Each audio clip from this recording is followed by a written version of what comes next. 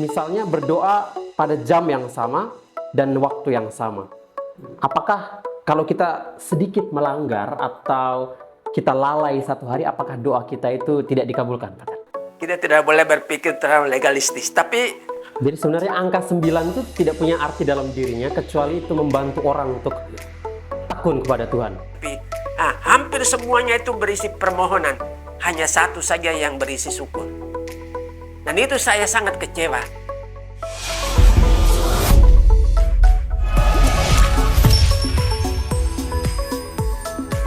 Apa kabar para penonton setia? Selamat datang di podcast Seminar Tinggi Santo Paulus Ledelero. Saya Pater Calvin akan menemani Anda sekalian untuk bergulat dengan tema-tema yang tentu saja akan menarik. Dan malam hari ini kita berbicara secara khusus tentang novena Natal. Kebanyakan umat Katolik melaksanakan novena Natal dan mungkin itu sebuah aktivitas yang lazim. Tapi apakah umat Katolik tahu apa sejarah, apa makna penting di balik novena Natal? Jangan kemana-mana, stay tune di podcast ini dan selamat menyaksikan.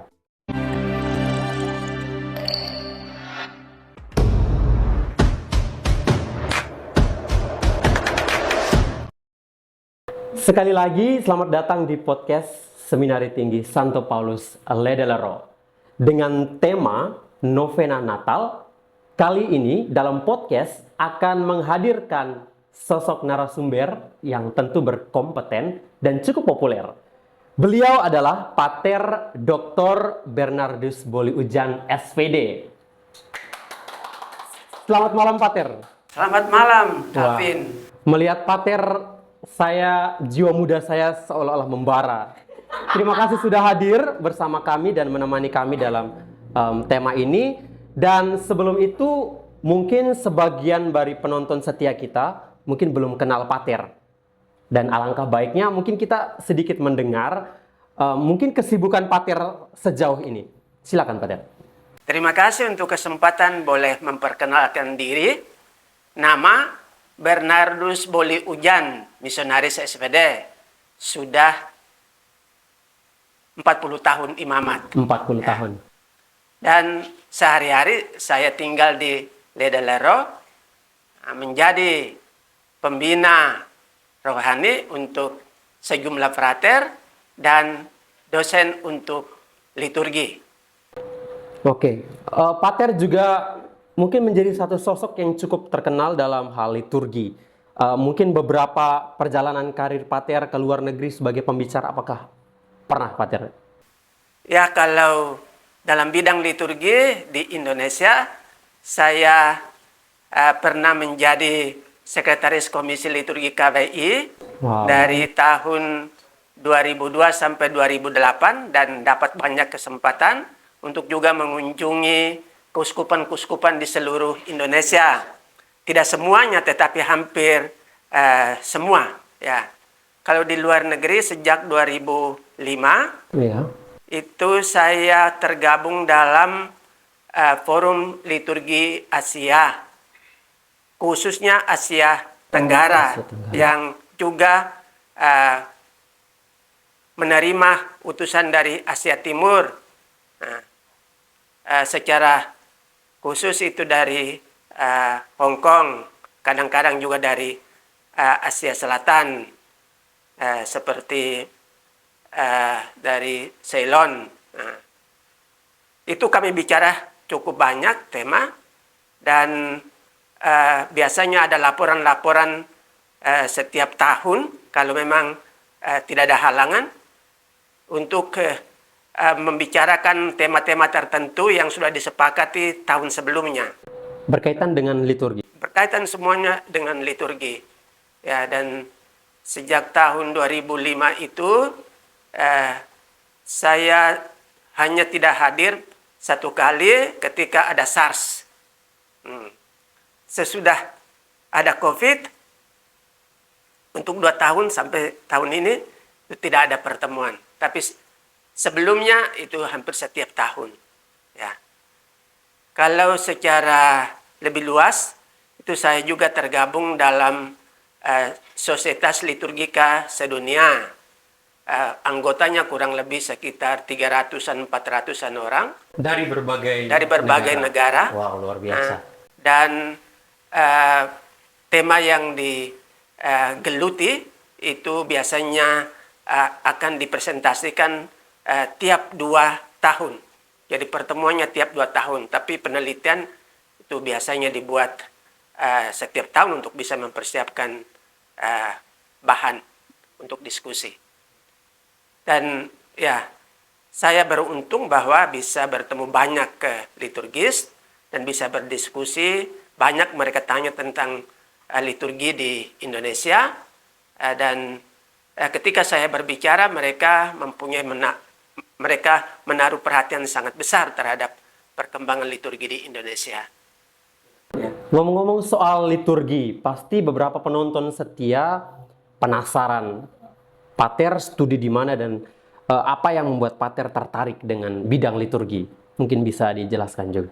Ya, saya studi liturgi di Roma, di Institut Kepausan untuk Liturgi, disebut Pontificio Istituto Liturgico San Anselmo.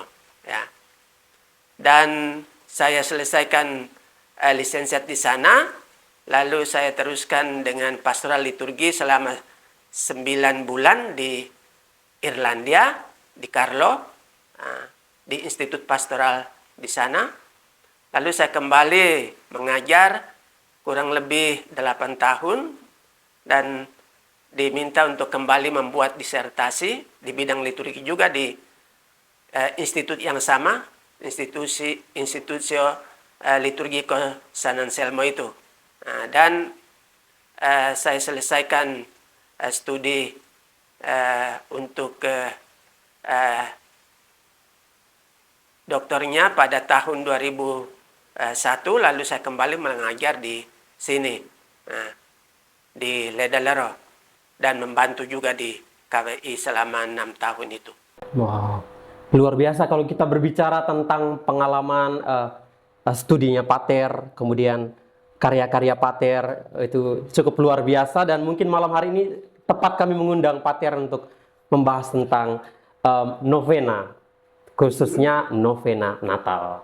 Dan sekarang mungkin kita masuk pertanyaan tentang novena itu sendiri. Mungkin sebagian besar umat Katolik menjalankan apa itu namanya novena. Tapi apa arti dari novena itu mereka mungkin belum tahu. Mungkin Pater bisa jelaskan novena itu mungkin berasal dari kata apa dan makna dasarnya apa? Ya, novena itu berasal dari kata bahasa Latin. Bahasa Latin. Yaitu novem, artinya 9. Dan novena berarti masa doa secara khusus dengan intensi khusus selama 9 hari berturut-turut. Oke. Atau pada hari tertentu dalam minggu selama 9 minggu berturut-turut. Atau hari tertentu dalam bulan selama 9 bulan berturut-turut. Oke. Jadi artinya novem itu sebenarnya angka 9, yang melambangkan lama masa doa itu adalah 9 hari. 9 hari. Dan kira-kira kalau kita kilas balik, Pater, dalam sejarah, apakah ada seorang tokoh yang cukup penting, yang cukup signifikan, yang memperkenalkan doa novena khususnya kepada umat Kristen perdana? Iya. Kita kembali kepada Yesus. Melihat arti dari novena itu berdoa terus-menerus dengan tekun, itu sebenarnya sudah diperintahkan oleh Yesus supaya orang yang mengikuti dia itu terus-menerus berjaga dan berdoa. Dan perintah itu diteruskan oleh Paulus, Rasul para bangsa, yang juga meminta supaya orang Kristen berdoa terus-menerus tanpa henti. Dan inilah sebenarnya semangat dasar yang kemudian diterapkan dengan masa 9 hari berturut-turut itu, atau 9 kali berturut-turut itu. Karena dengan berdoa 9 hari berturut-turut, orang berusaha mengungkapkan semangat yang tekun, semangat berdoa terus-menerus tanpa henti. Jadi sebenarnya intinya itu ketekunan, bukan soal jumlah berapa kali berdoa, tapi ketekunan. Ketekunan itu mau diungkapkan dengan berdoa selama 9 hari berturut-turut. Karena 9 itu sebenarnya terdiri dari 3 kali 3. Kalau angka 3 kan sempurna. Lalu kalau kali 3 lagi ya menjadi lebih sempurna. Apalagi 3 kali lagi. Jadi itu sebenarnya diharapkan dengan simbol itu umat ingat untuk selalu berdoa. Dan Pater, dari beberapa literatur yang pernah saya baca, sebelum kekristenan, bangsa Romawi khususnya, mereka juga punya kebiasaan berdoa dalam jangka waktu tertentu. Itu benar sekali. Orang-orang Romawi sebelum kekristenan meluas di kekaisaran Romawi, itu mempunyai tradisi yang disebut parentalia novendialia. Yaitu masa berkabung selama 9 hari berturut-turut untuk mengenangkan anggota keluarga yang sudah meninggal. Dan itu dibuat sekali tiap tahun. Berlangsung dari tanggal 13 Februari sampai 22 Februari. Dan tradisi ini dikenal juga oleh orang-orang yang menjadi pengikut Yesus ketika menyebar di kekaisaran Romawi, dan ada kemungkinan besar bahwa mereka juga mengadopsi kebiasaan ini untuk berdoa bagi orang-orang yang telah meninggal selama 9 hari berturut-turut. Jadi kalau dikatakan bahwa sebenarnya kebiasaan doa novena itu berasal dari ritus pagan yang kemudian diadopsi oleh kekristenan, apakah itu benar? Itu benar, ada kemungkinan besar. Dan itu salah satu bentuk dari penyesuaian yang cukup radikal. Atau yang sekarang kita kenal dengan nama inkulturasi. Dalam bidang doa terus-menerus selama 9 hari berturut-turut. Dan kalau kita melihat sekarang, Pater, ada begitu banyak jenis bentuk doa-doa novena. Yang Pater tahu apa saja itu yang pernah Pater dengar atau mungkin pernah Pater doakan juga. Mungkin novena 3 kali Salam Maria itu yang paling lazim. Kemudian novena kepada kanak-kanak Yesus. Yang menjadi pertanyaan, apakah novena itu sebuah devosi yang lahir dari masyarakat, inisiatif masyarakat, atau apakah itu sesuatu yang didorong oleh gereja dari atas? Itu satu kebiasaan yang bisa bermula dari kesalahan satu orang atau satu kelompok, lalu disetujui oleh gereja, dan ada yang memang dianjurkan oleh gereja supaya dilakukan. Misalnya yang dianjurkan oleh gereja adalah novena Natal, atau novena Pentakosta. 9 hari berturut-turut sebelum Pentakosta dibuat doa novena. Atau Paskah juga ada ya? Kalau Paskah itu kita ada pekan suci. Jadi kita tidak menyebutnya novena Paskah, tapi ada pekan suci. Sedangkan bentuk novena yang lain adalah novena kepada orang kudus. Berdoa kepada orang kudus, meminta bantuannya supaya dia mendoakan si pendoa, mendoakan kita. Antara lain misalnya novena Santo Yudas Tadeus, Tadeus. Atau novena Santo Antonius dari Padua, atau novena Bunda Maria yang dikandung tanpa noda, tanpa dosa. Ini novena-novena yang sebenarnya disetujui oleh gereja untuk membantu umat supaya bisa menghayati semangat doa terus-menerus sebagai persiapan untuk perayaan-perayaan penting. Oke. Nah, jadi ada sebenarnya doa novena yang disebut itu devosi, Ya. dan ada yang memang termasuk liturgi. Doa novena devosi tadi seperti misalnya kepada orang kudus itu menghantar orang untuk merayakan liturgi. Sedangkan doa novena yang adalah liturgi itu kalau strukturnya seperti ibadat harian. Oke. Dan novena misalnya novena Natal atau novena Pentakosta, itu strukturnya itu seperti atau semacam ibadat bacaan dari hari bersangkutan. Ya, maka ada tempat tertentu yang menggunakan teks ibadat bacaan untuk novena selama 9 hari berturut-turut itu.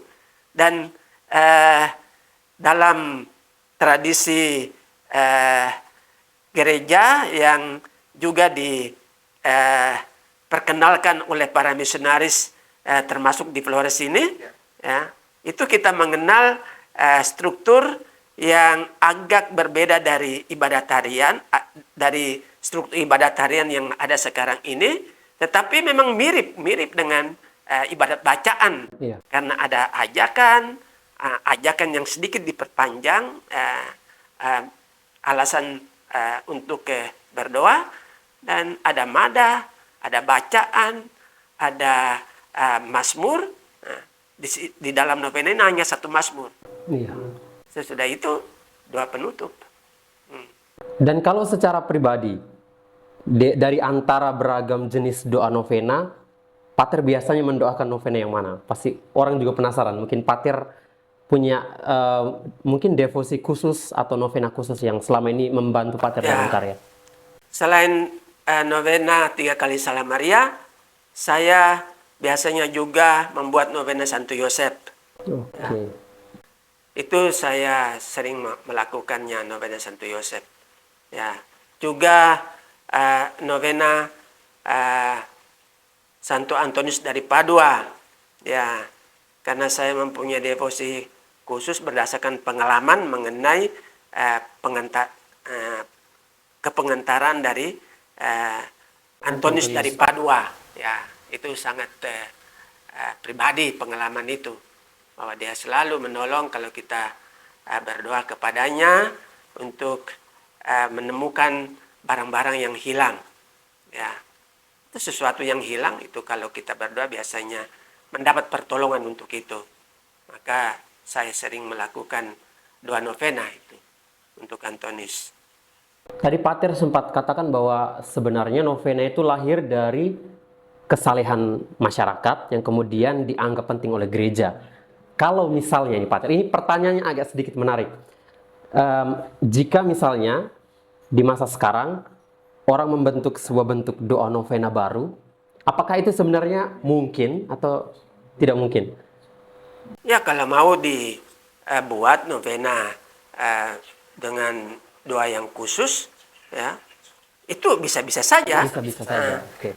Dan kalau mau, bisa saja dimulai oleh satu pribadi dan kemudian itu satu kelompok terbentuk dengan menggunakan struktur yang sama. Itu kalau gereja melihatnya sebagai sesuatu yang berguna untuk pertumbuhan dan perkembangan hidup beriman dari umat, maka bisa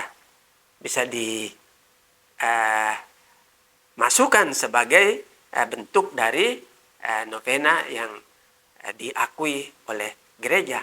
Jadi memang gereja membuka dirinya untuk kesalehan umat. Ya, untuk tetap dalam batas ya, tertentu. ada pedoman-pedomannya. Oke. Pedoman-pedoman itu terdapat misalnya di dalam direktorium eh, kesalian umat dan liturgi, asas dan pedoman.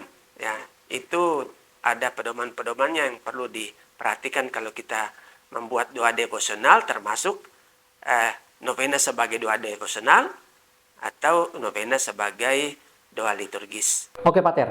Ada satu pertanyaan yang sedikit menggelitik saya tentang novena. Tadi kata novena berasal dari kata novem, artinya 9. Berarti doanya harus dilakukan 9 kali. Ah, kenapa harus 9? Kenapa tidak angka lain? Atau orang selalu berpikir begini, Pater. Misalnya saya sebagai non-Katolik. Saya selalu berpikir, apakah di Katolik, menurut Katolik, doa itu baru terkabul atau dikabulkan jika memenuhi kuota tertentu. Misalnya harus 9 atau sekian kali. Menurut Pater bagaimana ini? Ini mungkin pertanyaan juga dari para penonton setia. Iya. Tadi dari sejarah kita sudah lihat bahwa angka 9 itu sudah dimulai oleh orang-orang Romawi. Iya. Kemudian orang-orang Kristen ya merasa ini sesuatu yang berguna untuk hidup Kristiani, sehingga mereka ambil alih dengan angka 9 itu. Dan tadi juga kita sudah lihat makna dari angka 9 yang terdiri dari 3 kali 3, 3 itu sempurna. Jadi kalau 3 kali 3 lagi itu berarti sungguh-sungguh mengungkapkan keteguhan semangat untuk berdoa terus menerus. Jadi berdoa sampai 9 hari berturut-turut atau 9 kali berturut-turut itu sebenarnya mau mengungkapkan kerinduan yang kuat untuk didengarkan oleh Allah sesuai dengan harapan atau perintah dari Tuhan supaya kita berjaga dan berdoa, atau sesuai dengan anjuran dari Santo Paulus, Rasul para bangsa itu, supaya kita berdoa terus-menerus tanpa henti. Ya.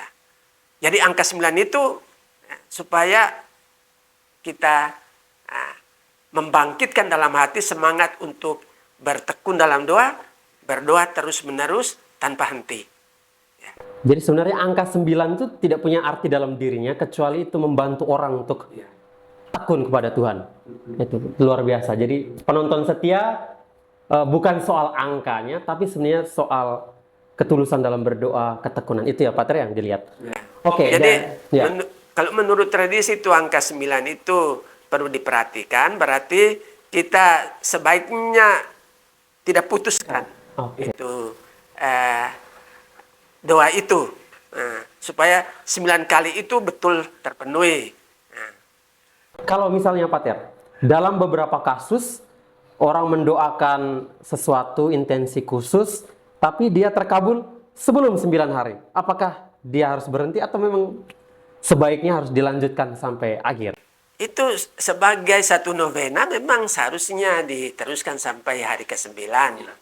Kalau di tengah itu doanya terkabul, itu diteruskan karena novena itu tidak hanya minta untuk doanya dikabulkan. Oke, ini penting. Novena itu pertama-tama sebenarnya haruslah doa untuk bersyukur, untuk memuji Tuhan, untuk menyilih kesalahan-kesalahan yang kita lakukan, dan untuk memohon sesuatu. Jadi bukan hanya untuk meminta. Dan itu paham yang perlu dimurnikan. Kalau melulu untuk minta sesuatu, itu harus diperbaiki. Dalam arti kita sebelum meminta, kita harus bersyukur, kita harus memuji, kita menyembah Tuhan. Dan itu sangat jelas dalam rumus-rumus doa. Maka intensi kita juga harus sesuai dengan doa-doa yang kita ucapkan itu. Kita tidak hanya meminta, tetapi kita memuji, memuliakan, bersyukur kepada Tuhan atas kebaikannya yang telah kita alami, dan kita mau minta secara khusus dengan intensi atau niat yang khusus untuk jangka waktu sekian ini, supaya Tuhan mendengarkannya. Ya. Ini juga jadi satu apa Pater ya, seperti penyakit di kalangan masyarakat, mungkin saya juga Pater, bahwa doa novena itu seringkali hanya didoakan, misalnya kita punya permohonan khusus. Jadi benar-benar dimengerti dalam perspektif kita minta sesuatu kepada Tuhan. Itu yang harus diperbaiki. Ya itu benar, karena saya pernah mendapat undangan dari satu paroki untuk memimpin doa novena yang digabungkan dengan Ekaristi. Artinya dibuat doa novena sebelum Ekaristi, lalu Ekaristi. Ya. Dan saya dijemput dengan mobil, lalu di dalam mobil disodorkan satu bundel intensi. Intensi-intensi yang saya baca itu hampir semuanya, bukan semuanya, tapi hampir semuanya itu berisi permohonan. Hanya satu saja yang berisi syukur. Dan itu saya sangat kecewa. Ya. Karena novena dipandang melulu untuk minta dan mohon. Seakan-akan kita ini adalah orang yang mau mendesak dan memaksa Tuhan untuk mengikuti keinginan kita. Lalu kita lupa untuk bersyukur. Ya. Padahalnya syukur itu penting. Kita tidak hanya meminta dan memohon untuk kepentingan kita, tetapi kita harus bersyukur lebih dahulu. Lalu hal yang juga perlu kita perhatikan dalam hubungan dengan isi dari intensi itu adalah supaya intensi itu juga dibuat untuk kepentingan umum. Tidak hanya untuk kepentingan diri sendiri. Ya. Maka adalah sesuatu yang positif kalau kita menulis intensi, isinya syukur, pujian, lalu permohonan untuk kepentingan umum, lalu baru sesudah itu kepentingan pribadi yang khusus. Ya. Misalnya contoh novena untuk kali ini supaya perang antara Ukraina dan Rusia itu berhenti dan tercipta damai. Intensi besar. Intensi yang saya tulis, tapi untuk kepentingan umum. Atau misalnya dipakai untuk intensi Piala Dunia, Pater. Bisa kan, Pater? Itu supaya tidak ada kekacauan. Iya. Tetapi persaudaraan terbentuk oleh peristiwa pertandingan Piala Dunia ini. Ya. Dan saya kira hal lain yang juga mungkin perlu mendapat perhatian itu supaya novena itu dibuat dengan intensi yang jelas. Ada yang membuat novena tapi tidak punya intensi. Begitu saja, doa begitu saja. Hanya doa begitu saja. Doa begitu saja. Padahal kita seharusnya mempunyai intensi khusus untuk novena ini. Dan perhatikan isinya tadi. Syukur, pujian, permohonan, terutama untuk kepentingan umum, baru kepentingan pribadi. Ya.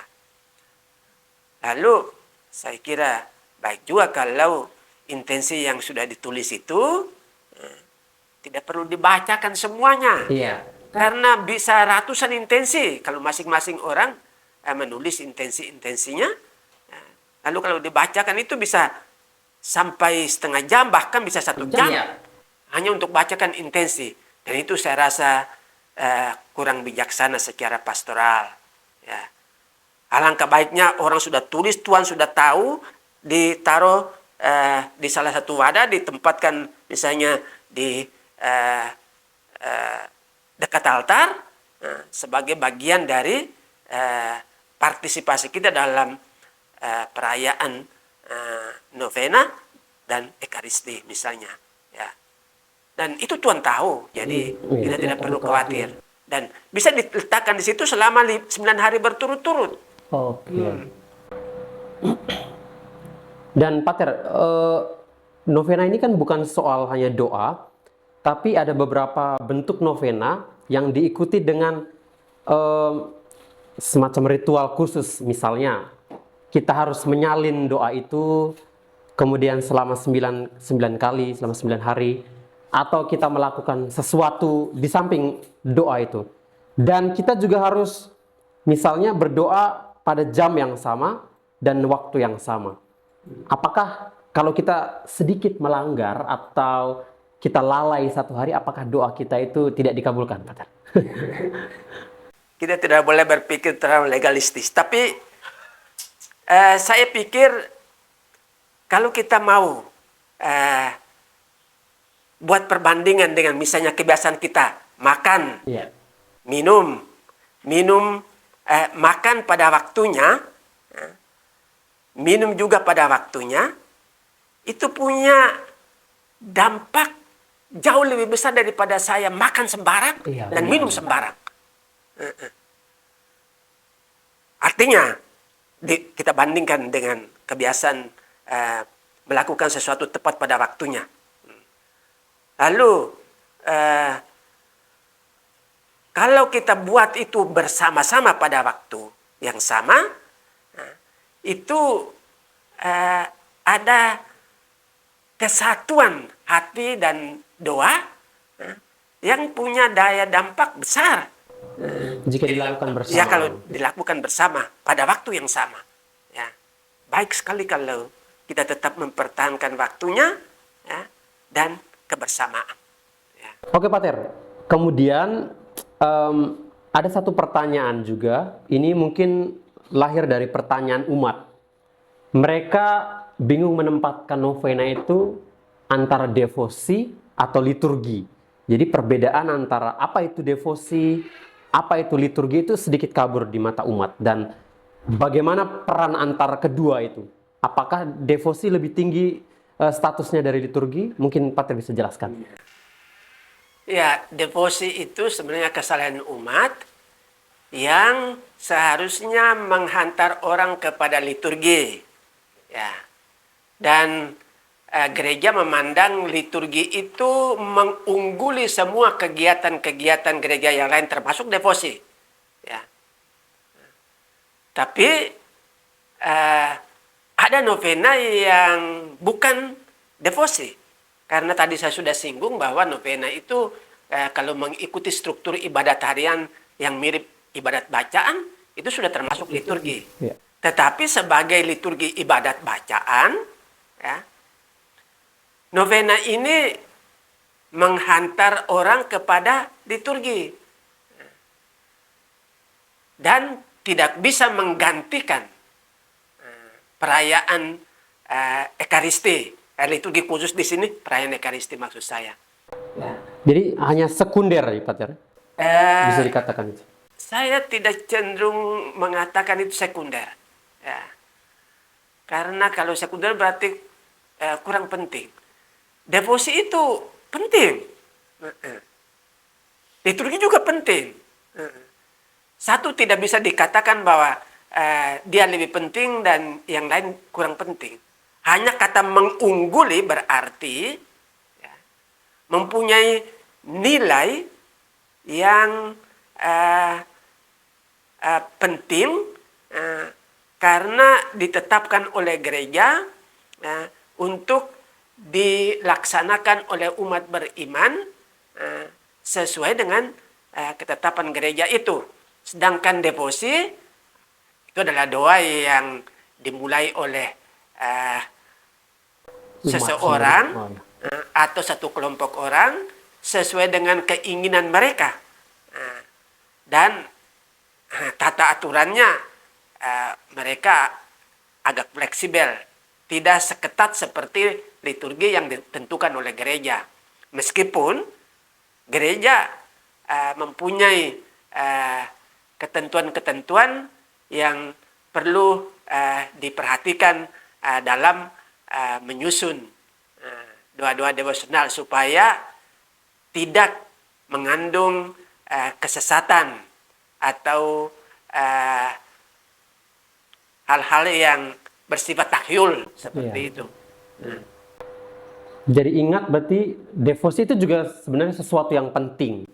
Cuma Ya. ada dalam liturgi itu punya keunggulan tersendiri.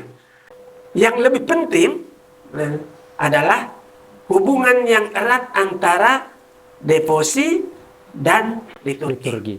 Khususnya di sini Ekaristi. Ya. Itu hubungan itu yang perlu dipertahankan. Masing-masingnya penting dan yang satu tidak mengganti yang lain.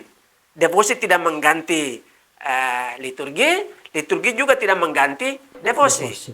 Tetapi masing-masing mempunyai peranan dalam menumbuh kembangkan iman umat, maka perlu dijalankan pada waktunya.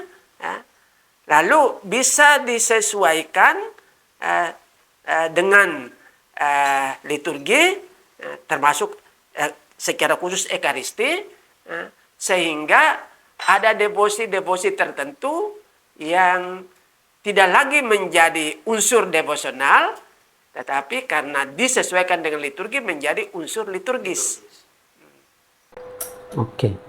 Dan pertanyaan selanjutnya ini tentang khusus novena Natal. Kenapa menjelang Natal atau menjelang Pentakosta harus dibuat novena? Sebelum Natal, itu kita mengenal ada 4 hari Minggu Advent sebagai masa persiapan. Dan keseluruhan masa persiapan untuk Natal itu ada 2 tahap. Tahap pertama itu dari minggu pertama Advent sampai tanggal 15 Desember. Itu adalah masa untuk mengenangkan atau menantikan kedatangan Tuhan di akhirat. Jadi doa-doa diucapkan untuk menambah kekuatan harapan, kekuatan iman dalam menantikan kedatangan Tuhan di akhir zaman, supaya kita siap untuk itu. Lalu sejak tanggal 16 sampai tanggal 24, itu secara khusus gereja mengharapkan umat beriman sungguh-sungguh mempersiapkan hati untuk perayaan Natal. Yaitu mengenangkan kelahiran Yesus yang terjadi 2000 tahun lebih lalu, tetapi diharapkan supaya hari ini, pada hari 25 Desember itu, peristiwa itu dialami kembali, dalam arti supaya Yesus lahir kembali dalam hati kita, dalam keluarga kita, dalam lingkungan kita, untuk membaharui kita. Dan 9 hari itu, dari tanggal 16 sampai tanggal 24 itu, kita mempunyai tradisi untuk membuat novena sebagai persiapan dekat untuk perayaan Natal. Sehingga harapan untuk kedatangan Tuhan yang kita kenangkan pada pesta Natal itu sungguh-sungguh kuat, dan iman kita bertumbuh. Lalu ketika tiba waktunya kita merayakan Natal, hati kita penuh sukacita karena kita sudah sungguh-sungguh mempersiapkannya dengan doa novena yang khusus itu. Sedangkan sebelum Pentakosta, yang menurut tradisi gereja yang sebenarnya juga sudah ditulis juga dalam Kisah Para Rasul, bahwa setelah Yesus naik ke surga dan para muridnya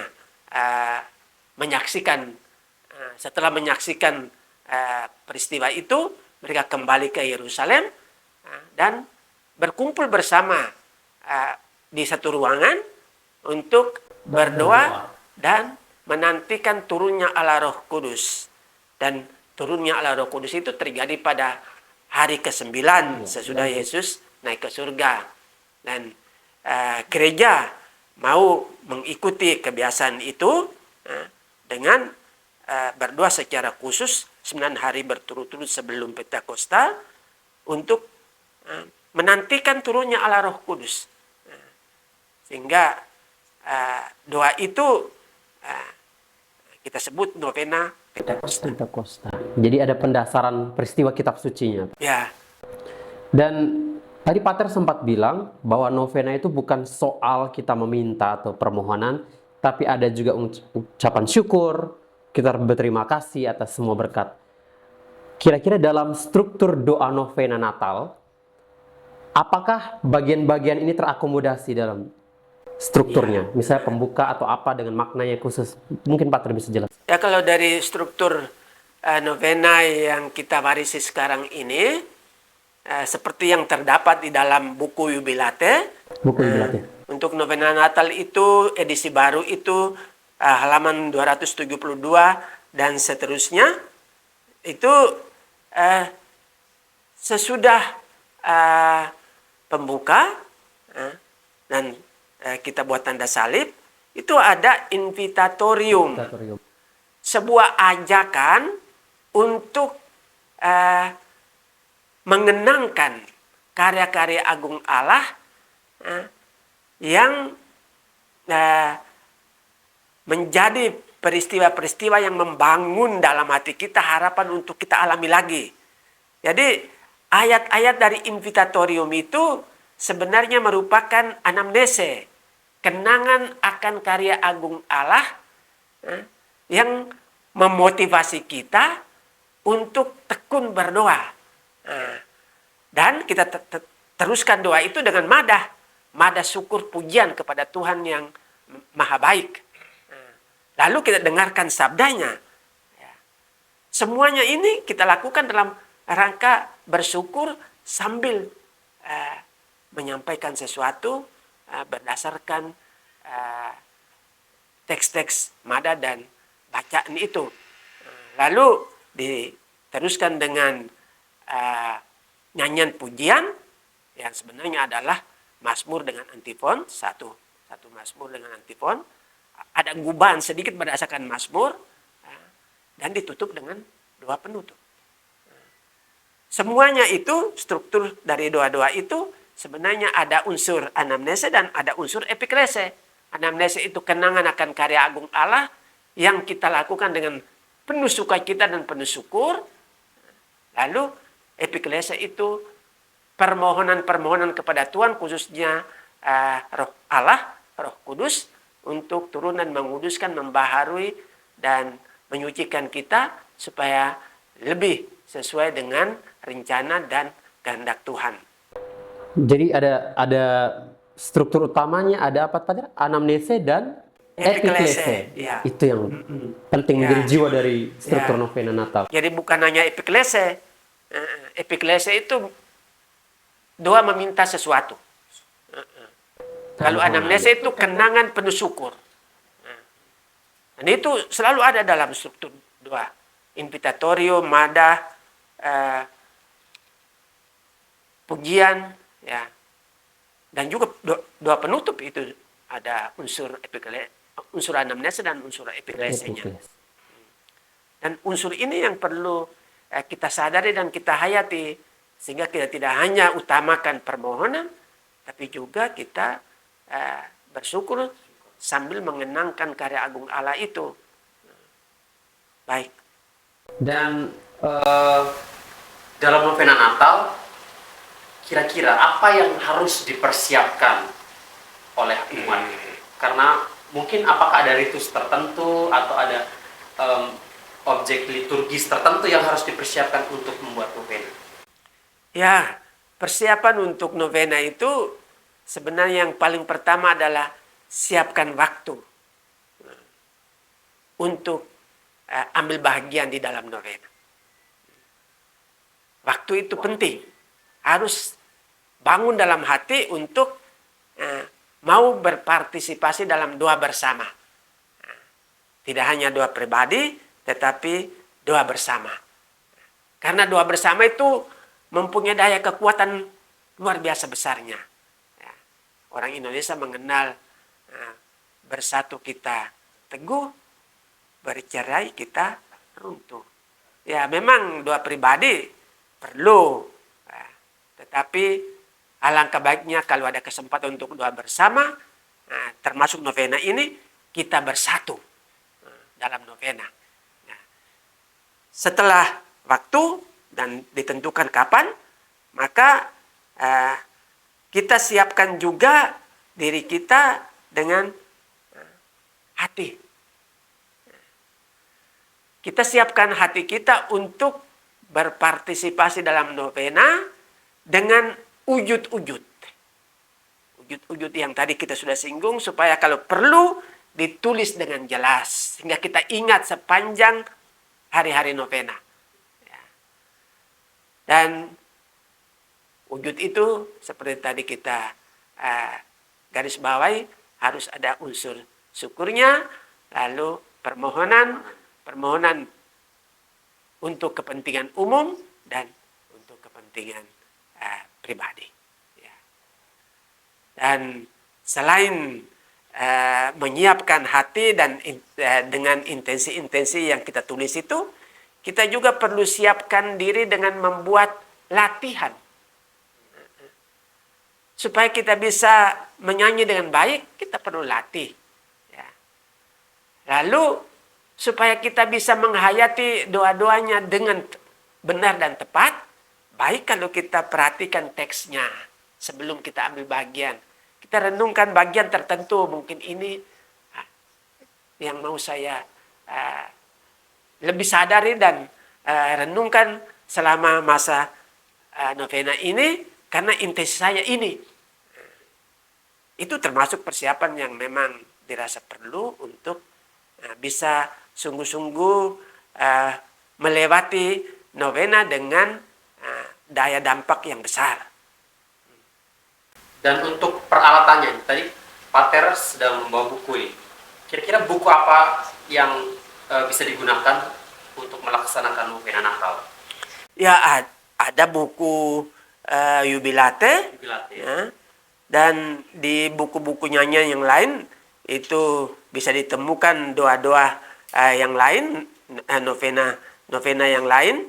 Ada juga yang menggunakan buku ibadat harian dengan struktur dari ibadat bacaan dari hari-hari bersangkutan tanggal 16 sampai tanggal 24 Desember. Jadi bisa dipakai ibadat harian ya, kalau mau membuat novena dengan struktur ibadat bacaan. Ya. Tapi yang tradisi gereja yang kita warisi di sini dalam buku Jubilate itu memang struktur agak berbeda, tapi sangat mirip dengan ibadat bacaan. Jadi Jubilate salah satu buku yang penting. Ya, salah satu. Jadi yang belum punya buku Jubilate, silahkan beli dan mari kita bersama-sama doa novena Natal untuk persiapan Natal. Dan mungkin ini agak terlalu cepat mungkin pertanyaan ini. Kita menjelang masa Natal, kita akan memasuki masa penantian kedatangan Tuhan Yesus Kristus, dan semua umat Katolik tentu punya harapan, tentu punya keinginan dan doa-doa. Pater, kira-kira bisa memberikan apa, pesan apa yang mungkin bisa berguna untuk para penonton setia kita menjelang Natal? Bukan hanya soal kita mempersiapkan mungkin baju baru, mereka berpikir untuk membuat kue Natal, bepergian dan lain-lain, tapi apakah ada sesuatu yang lebih yang harus dipersiapkan umat Katolik? Ya, persiapan hati.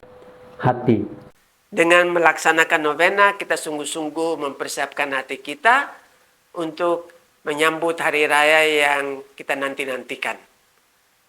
Jadi siapkan waktu, siapkan hati, siapkan intensi, dan tekun ambil bagian 9 kali berturut-turut sesuai dengan waktu dan tempat yang sudah disepakati.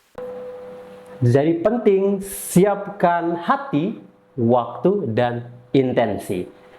Dan mungkin itu menjadi pertanyaan terakhir dalam podcast kita malam hari ini. Terima kasih banyak Pater atas semua pengetahuan.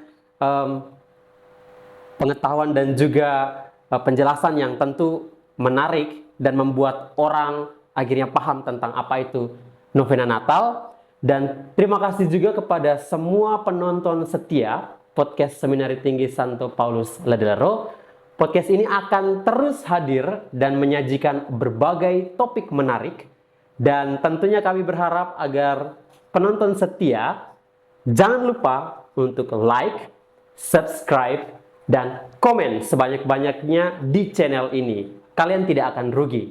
Dan terima kasih sekali lagi Pater untuk kesediaannya. Semoga sehat selalu. Dan di masa Natal ini semoga Pater bisa berkarya. Kemudian mungkin Pater akan menjalankan asistensi di mana Pater kira-kira Natal ini? Ya, dalam rangka merayakan Natal bersama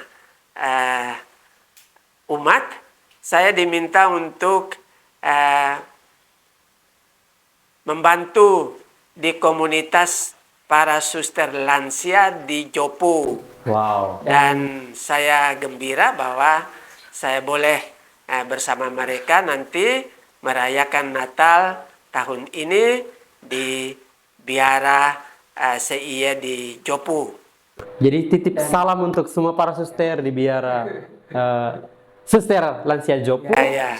Sekali lagi terima kasih, dan itu tadi perbincangan saya dengan Pater Boli tentang topik novena Natal. Semoga tema ini penting dan dianggap menarik oleh penonton setia dan tentunya memberikan pemahaman yang lebih jelas tentang apa itu novena Natal. Saya Frater Calvin bersama narasumber kita Pater Dr. Boli Ujan mohon pamit undur diri dan sampai jumpa.